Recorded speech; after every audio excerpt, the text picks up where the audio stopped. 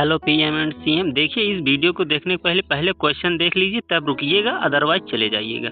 पहला क्वेश्चन क्या है, सोलर मॉड्यूल के मुख्य पार्ट क्या क्या हैं, ठीक है। दूसरा क्वेश्चन है, सोलर मॉड्यूल में कितने लेयर्स होते हैं। और तीसरा क्वेश्चन है, solar module, solar panel, solar system में डिफरेंस क्या है। यदि आप यहाँ तक रुके हैं तो आप सभी का स्वागत है अपने मिस्टर आउटपुट में। चलिए पीएम और सीएम पढ़ते हैं। पहला क्वेश्चन क्या है, ठीक है। पहला क्वेश्चन पहले पढ़िए, ठीक है। क्या है देखिएगा, क्या कह रहा है, सोलर मॉड्यूल के मुख्य पार्ट क्या क्या हैं, ठीक है। इंग्लिश में पूछ सकता है आपसे प्रश्न interviewer, what is the main part of solar module. क्या आप बताएंगे। पहला क्या होता है, सोलर सेल होता है। दूसरा ग्लास होता है। तीसरा इनकैप्सुलेंट में तीनों आ जाते हैं, EVA, POE, EP, ठीक है। हाँ। और चौथा पार्ट होता है रिबन, ठीक है। अब पांचवा होता है बस बार। छठा होता है एल्युमिनियम। सातवां होता है जंक्शन बॉक्स। मतलब यह टोटल 7 होते हैं। एक कोई भी सोलर मॉड्यूल में 7 चीज की बहुत ज्यादा जरूरत है, तभी सोलर पैनल हमारा बन सकता है। ओके, चलिए आइए दूसरा क्वेश्चन देखते हैं, ठीक है। ओके पीएम सीएम, चलिए दूसरा क्वेश्चन क्या है, सोलर मॉड्यूल में कितने लेयर्स होते हैं। मतलब जो लेयर होता है वो कितने होते हैं सोलर मॉड्यूल में, ठीक है। परत कितने होते हैं, ठीक है। तो क्या बताओगे। पहला फ्रंट ग्लास होता है, फिर फ्रंट ग्लास के बाद इनकैप्सुलेंट रखा जाता है। दूसरा फिर सोलर सेल रखा जाता है, ठीक है। फिर इनकैप्सुलेंट रखा जाता है, मतलब तीनों में से EVA, POE कोई एक रखा जाता है, ठीक है।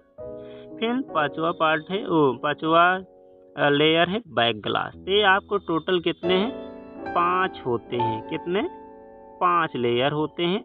इसमें ऑप्शनल जंक्शन बॉक्स और एल्युमिनियम भी होता है। कोई 7 बोलता है तो कोई 5 बोलता है। तो आपको 5 बताना है पहले।